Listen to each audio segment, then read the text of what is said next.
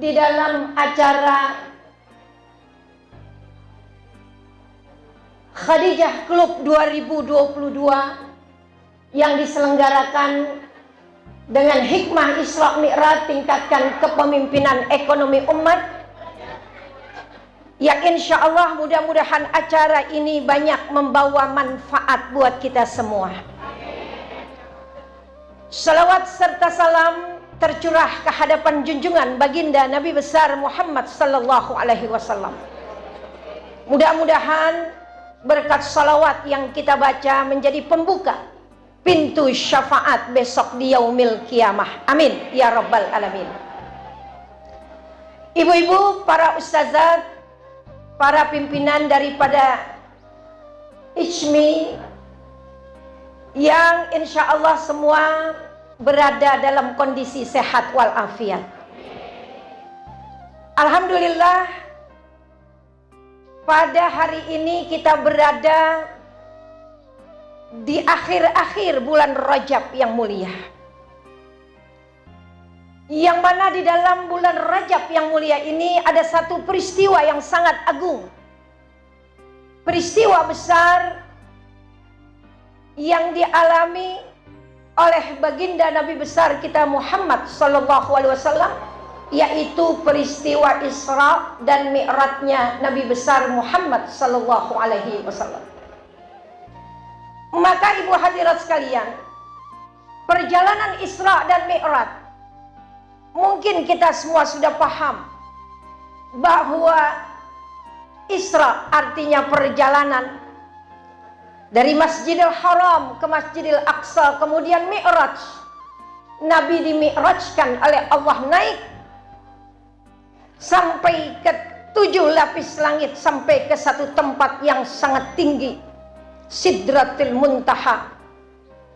Maka dalam perjalanan yang hanya dilakukan dalam semalam itu membawa begitu besar pembelajaran buat kita semua umat Nabi besar Muhammad sallallahu alaihi wasallam.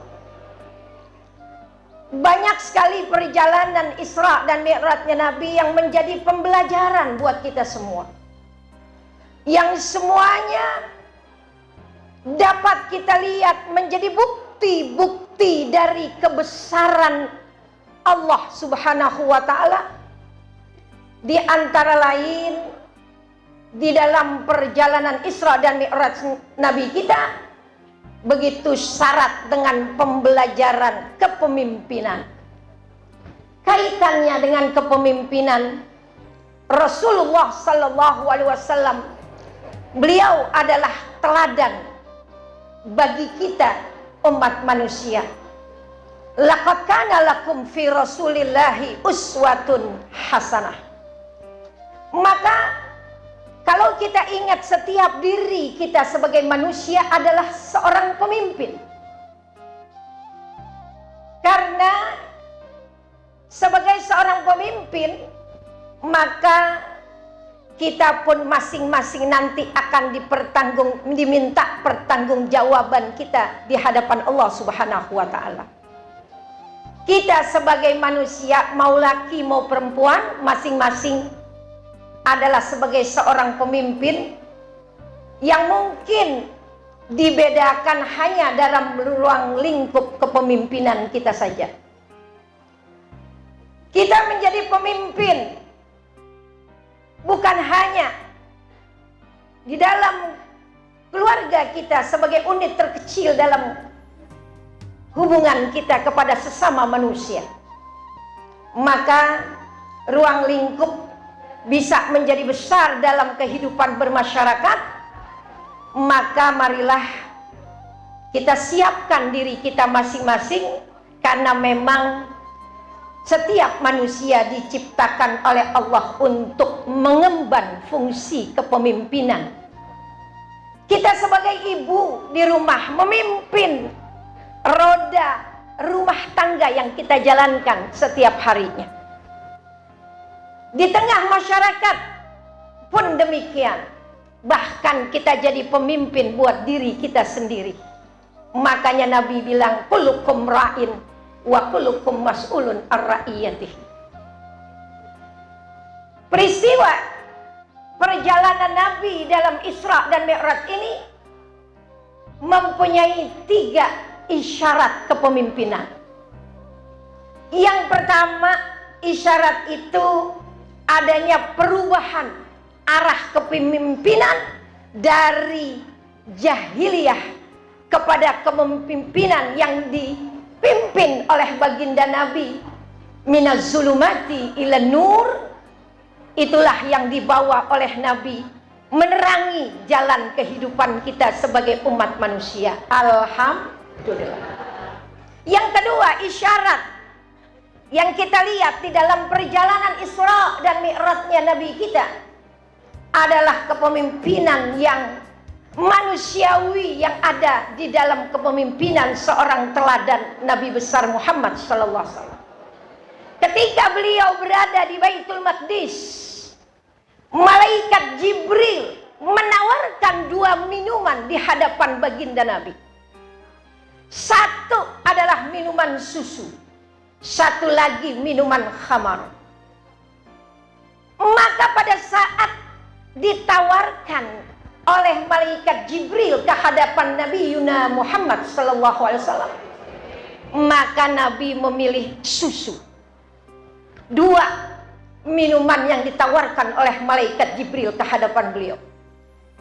Kalau kita lihat yang terjadi pada saat Nabi memilih susu, berarti Nabi kita ini memberikan gambaran kepada kita bahwa apa yang dibawa oleh Rasulullah itu adalah sesuai dengan fitrah manusia sepanjang masa. Jadi apa yang diajarkan dalam misi kepemimpinan baginda Nabi itu adalah yang paling sesuai dengan fitrah manusia sepanjang zaman. Maka isyarat yang kedua, kita lihat bagaimana Islam bisa diterima oleh kita manusia sepanjang zaman. Itulah ajaran risalah Nabi besar Muhammad sallallahu alaihi wasallam yang bisa kita petik ketika Nabi memilih susu untuk beliau pilih ketika disodorkan oleh malaikat Jibril dalam perjalanan Isra Nabi besar Muhammad sallallahu alaihi wasallam. Yang ketiga, apa isyarat kepemimpinan yang bisa kita lihat dalam perjalanan Isra dan Mi'rajnya, yaitu ketika Nabi berjumpa dengan para rasul terdahulu. Di dalam perjalanan Isra dan Mi'rajnya Nabi dipertemukan oleh para rasul-rasul terdahulu sebelum beliau. Kemudian Nabi kita Muhammad sallallahu alaihi wasallam menjadi imam. Makmumnya semua adalah para rasul, para nabi di belakang baginda Nabi kita Muhammad sallallahu alaihi wasallam. Apa pembelajaran yang bisa kita lihat dalam peristiwa tersebut? Bila itu menjadi isyarat kepemimpinan bahwa Nabi kita menjadi khatamun nabiyyin, penghabisan para nabi, yang beliau diterima bukan hanya oleh manusia tetapi oleh semua para rasul yang ada berada di belakang beliau, bahkan sampai di yaumil kiamah Nabi kita akan menjadi sayyidul anbiya wal mursalin. Imam, beliau menjadi imam. Maka di dalam aspek semua sisi kehidupan kita, memang kepemimpinan menjadi sebuah faktor penting. Ada seseorang yang kita ikuti, ada seseorang yang kita teladani dalam menjalani kehidupan kita. Itu 3 isyarat yang kita bisa ambil dari hikmah perjalanan Isra dan Mi'raj Nabi besar Muhammad sallallahu alaihi wasallam. Kemudian yang berikutnya yang ingin saya sampaikan, Ibu, kembali pada kondisi kita sebagai seorang wanita, seorang ibu. Masya Allah, di dalam agama kita, yaitu perempuan mempunyai peranan yang sangat penting. Bahkan dalam satu negara saja yang skopnya begitu luas, an-nisa'u imadul bilad, wanita adalah tiangnya satu negara. Bagaimana bila wanitanya baik, negara juga itu akan baik. Itu menurut hadis Nabi kita Muhammad SAW. Walaupun laki dan perempuan adalah sama-sama makhluk ciptaan Allah, sama-sama harus taat di dalam mengabdi kepada Allah, hanya berbedanya perempuan pada peran, pada fungsinya.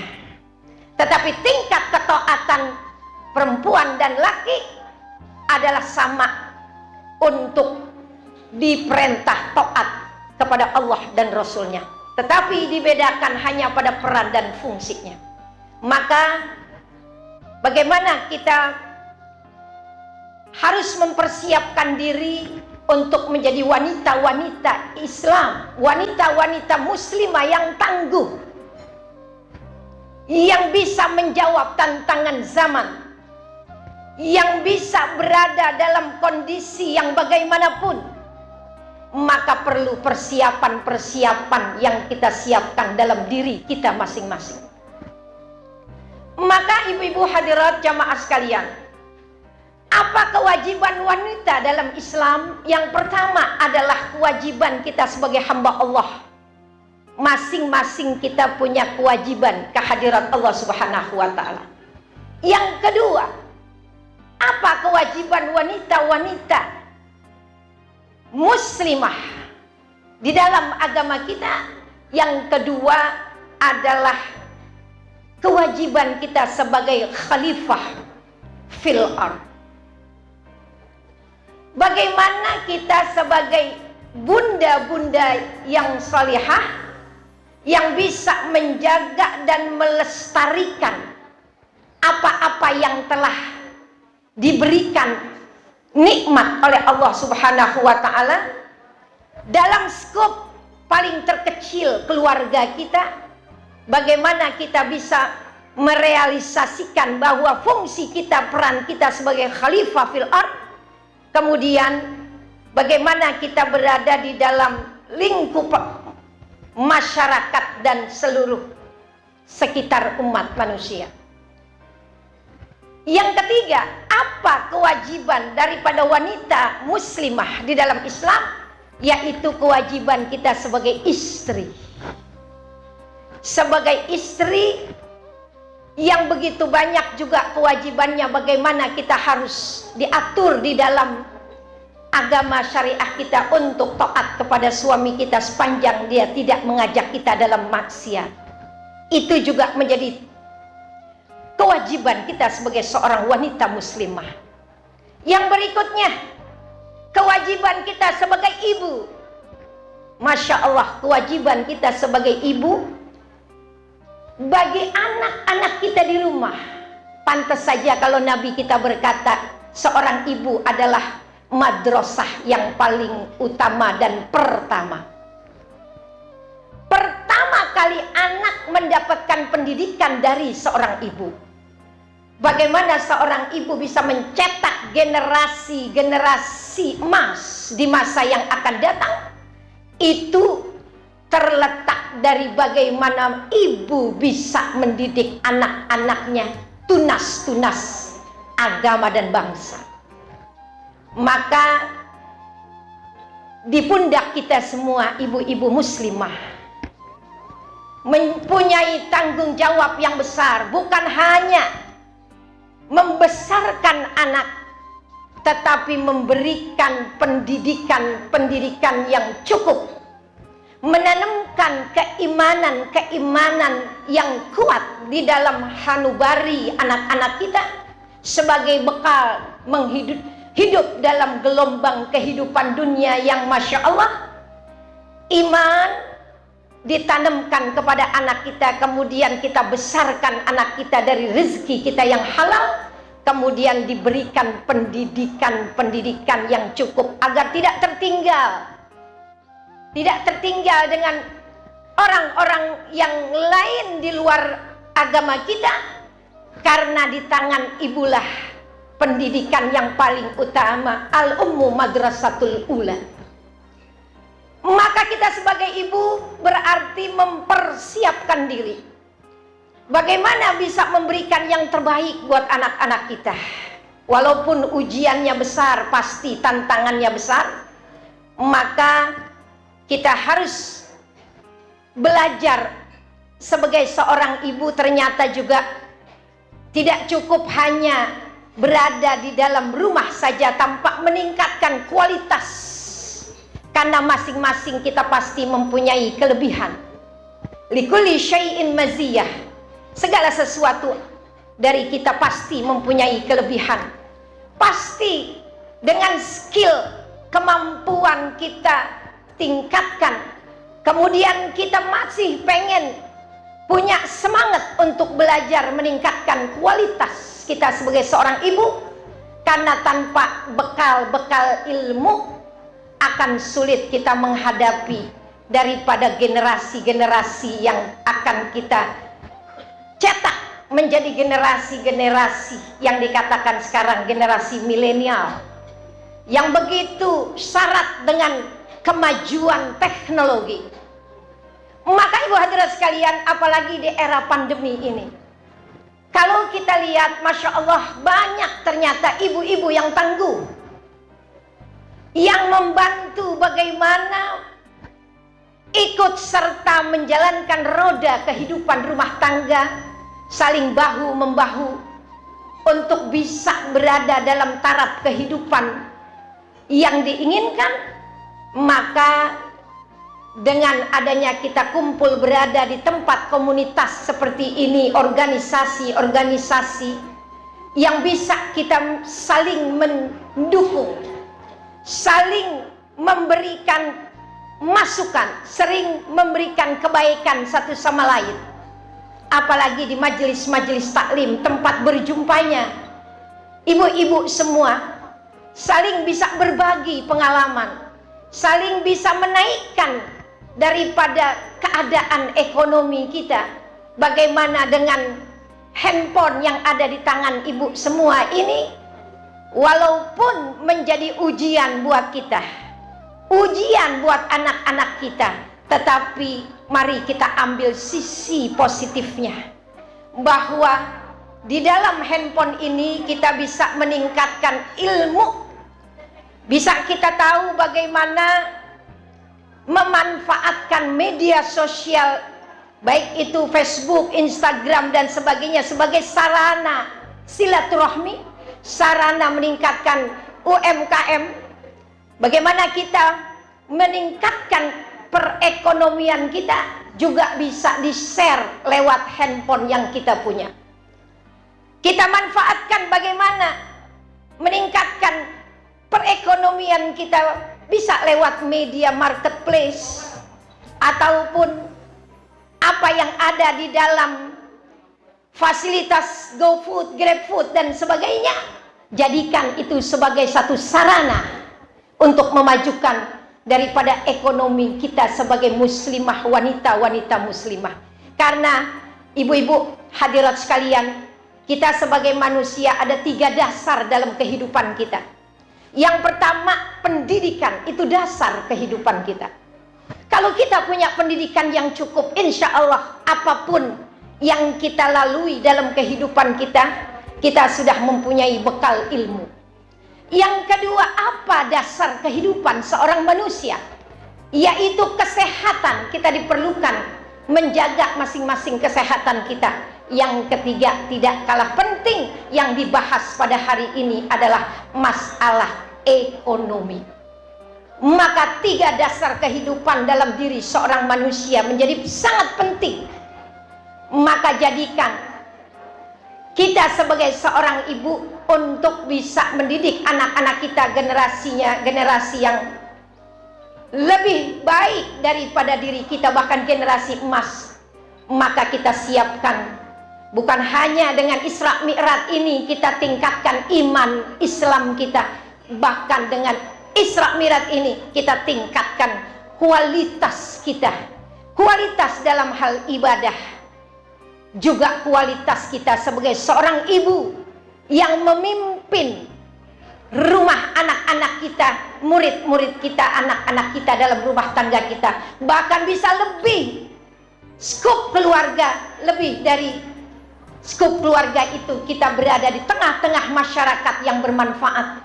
Karena Nabi kita bersabda, khairun nas anfa'uhum linnas, sebaik-baik manusia adalah yang bisa memberi manfaat buat sesama manusia. Maka marilah kita tingkatkan keimanan kita. Di sini dalam peristiwa Isra Mi'raj kita kuatkan lagi keimanan kita. Yang kedua, kita tingkatkan kualitas ibadah, terutama ibadah salat, karena Nabi kita terima wahyu itu di dalam perjalanan Isra Mi'rajnya. Kemudian bukan hanya dalam tingkat ubudiyah kita kepada Allah kita tingkatkan kualitasnya, tapi mari sebagai ibu wanita muslimah kita tingkatkan kualitas kita sebagai seorang bunda yang bisa bermanfaat bukan hanya dalam lingkup keluarga saja, tapi kita bisa bermanfaat meningkatkan ekonomi daripada masyarakat di lingkungan kita, sehingga kita menjadi muslimah yang kuat. Bukan hanya kuat dalam keimanan, bukan hanya kuat dalam pendidikan ilmu yang bermanfaat untuk bekal mendidik anak-anak kita, tapi kita juga kuat dalam ekonomi kita. Maka ibu hadirat sekalian, mudah-mudahan itu yang sangat kita harapkan. Karena dengan kita bersama, maka kita bisa saling mensupport, membantu perekonomian kita bersama. Karena wanita-wanita muslimah begitu mempunyai peran yang besar. Kita lihat di era pandemi saja, Masya Allah, perusahaan-perusahaan besar begitu banyak yang rapuh dengan keadaan pandemi yang luar biasa. Tapi kita lihat begitu banyak perjuangan ibu-ibu yang tangguh untuk sama-sama berjuang di dalam meningkatkan ekonomi umat. Mudah-mudahan dengan sering kita mendengar dan mengikuti segala pembelajaran-pembelajaran yang ada di dalam organisasi ataupun perkumpulan-perkumpulan seperti ini, menjadikan kita semangat menjadi wanita muslimah yang tangguh imannya, tangguh Islamnya, dan tangguh sebagai ibu-ibu yang menjadi ibu yang tangguh mencetak generasi emasnya, bisa lebih tangguh dalam kehidupannya, ekonominya, kebaikan dunia dan akhirat. Itulah yang saya sampaikan, mudah-mudahan bermanfaat. Mari kita tingkatkan iman ilmu, kita perbaiki akhlak, mendidik anak-anak kita di rumah, karena ibu adalah teladan buat anak-anak kita, sambil kita berjuang meningkatkan ekonomi kita. Terima kasih, mohon maaf dari saya segala kekhilafan dan kesalahan. Wabillahi taufik wal hidayah. Wassalamualaikum warahmatullahi wabarakatuh.